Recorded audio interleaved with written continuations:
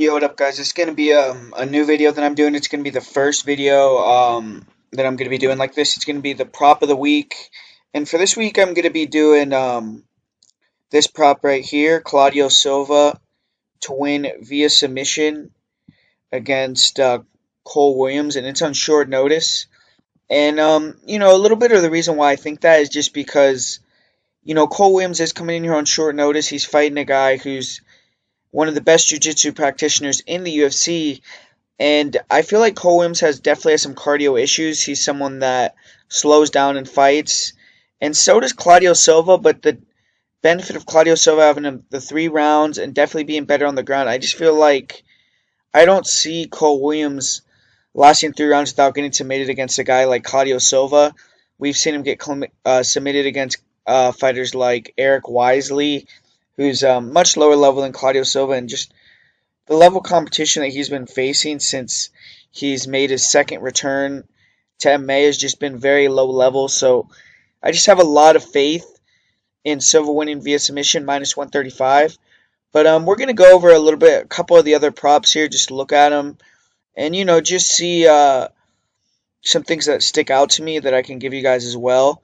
And with Hannah Goldie versus Miranda Granger, you know, I probably would imagine that fight's going to go to decision, but at minus 185, that's really not a bad bet, actually. Now that I'm looking at that, I mean, that's not terrible. I think that for the fight not to go to the 3 round distance plus 155, I mean, that's probably so low just because Granger has won so many of her fights via decision.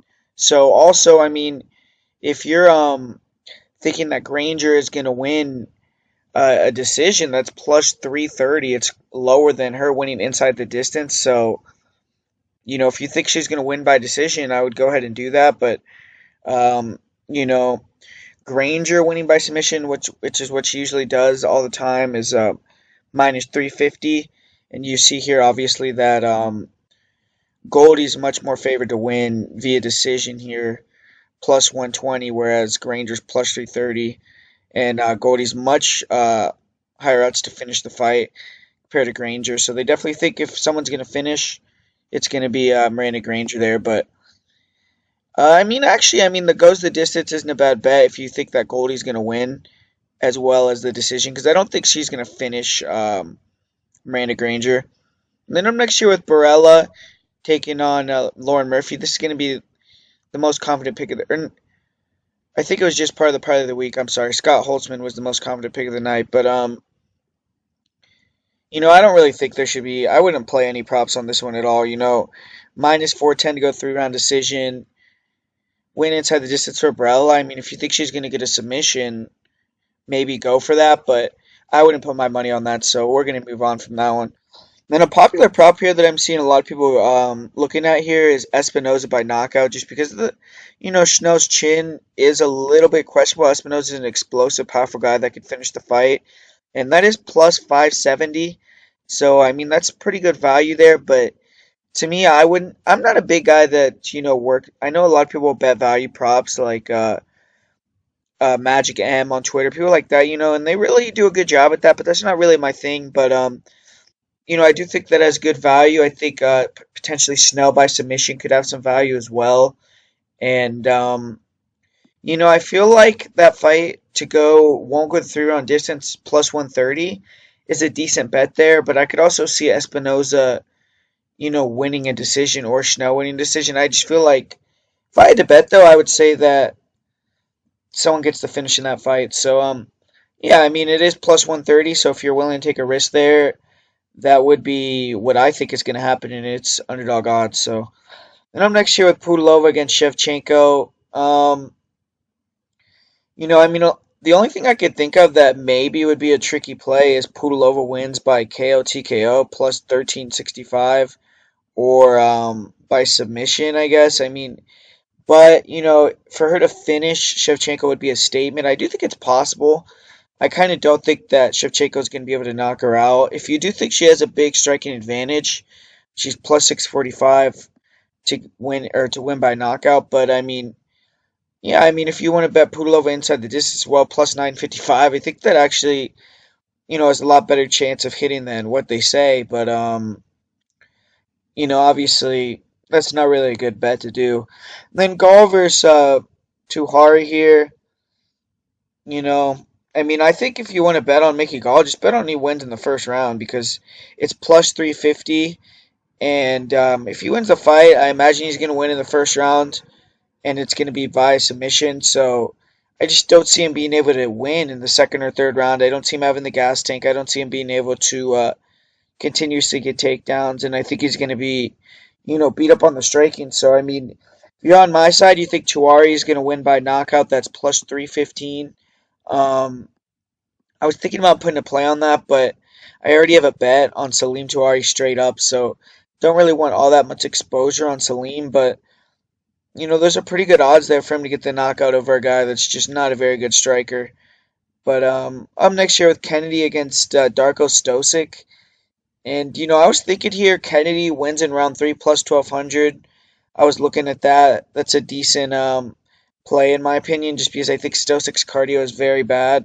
I think if Stosic is going to win, it's going to be via KO TKO. So, you're going to get better odds by betting that at plus 175. If he wins a decision, it's going to be because he drops him multiple times or something. But I really struggle to see him winning a decision against a guy like Kennedy. I think if he wins, it's going to be a knockout. So, you're on the side of Stosic. That's what I would say there. And then here was Scott Holtzman against Dong Hyun Ma. Dong Hyun Ma he came in looking really big. He came in overweight. So did Cole Williams. But Dong Hyun Ma looked pretty big at the weigh-in. It looked like maybe he didn't try to cut that way too hard. But I still think Holtzman's gonna handle him, man. I think Holtzman's just better everywhere. And I guess if you want to have some better value on Holtzman, plus 100 for inside the distance isn't bad. But, Ma is known to survive in a lot of fights. And I just feel like, Scott Holtzman's going to win there, but I wouldn't mess with any of the props in that one. Up here, Giles against Gerald Meerschaert. And, I actually think Giles is going to get the knockout here. I'm pretty confident. Both guys are coming into the last fights of their contract, but I just feel like Giles is just much faster. I'm pretty confident. I have a bet on Trevin Giles already. Him to win by KO TKO plus 185. I kind of like that bet. If you watched a lot of recent Joe Meerschaert fights, his chin is starting to get a little bit questionable in my opinion, man. He was dropped in his recent fight. Also, I'm trying to remember who that was against. It wasn't the Kevin Holland. It was Oscar Pichota. He was dropped in that fight hard. He was beat up by Thiago Santos. Jack Hermanson submitted him real quick. But, I just feel like his durability is a little bit going, man. And I trust Giles to get it done there. I think he's going to be ready to go. So, yeah, that's just my opinion on that fight.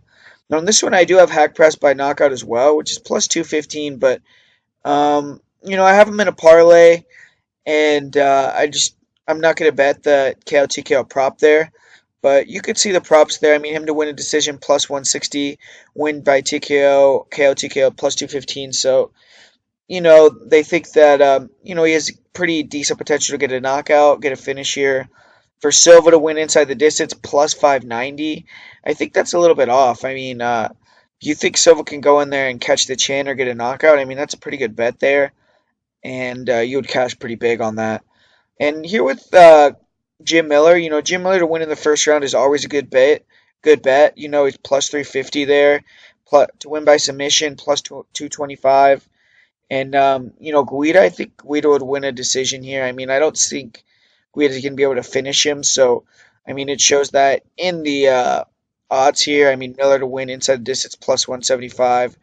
Guida to win inside the distance, plus 950. But, if you want to bet Guida by decision here, that's not. I think that this fight probably won't go the 3-round distance, plus 130 also, so that's a decent bet. I think Jim Miller's probably going to be able to find a finish over the 3 rounds, but if it does go decision, I would say Guida probably will take the scorecard. Or actually, I could see, it's in New Jersey, but I think that. I think Guida's way to win would be by decision, which is plus 170 there. And then for the main event, this fight looks like it's pretty even on whether they think it's going to go 5 rounds. I feel like If it goes 5 rounds, Colby's gonna win the fight for sure.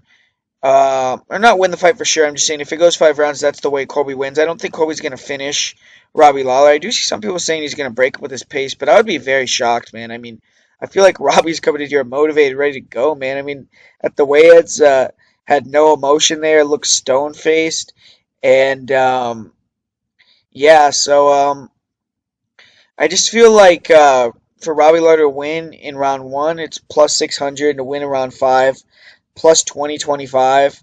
I mean, that's pretty good odds there. I mean, everyone knows how Robbie works in the fifth round.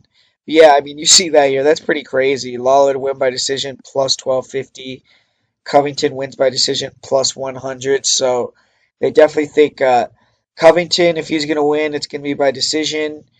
And, you know, if he's gonna win inside the distance, plus 350, plus 210 for Lawler. So they think Lawler has a better chance to finish, obviously, and they think that Lawler really has virtually no chance to win a decision here. But if you think Colby's gonna win with his pace, his pressure in the later rounds, I mean. The last 3 rounds here, plus 1425, plus 1825, plus 2425. I mean, if you really think that's going to happen, lay some money on it, and you'll be able to win some money on Colby getting a finish in those later rounds. But to win by KO is plus 580, submission plus 660, and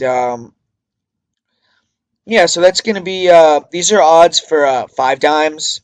So this is the book. That's what I'm using right now. So just so you guys know the book, but I'm gonna always be using 5 dimes if I do these videos. But yeah, so Claudio Silva by submission minus 125, I believe it was, is gonna be the prop of the week here.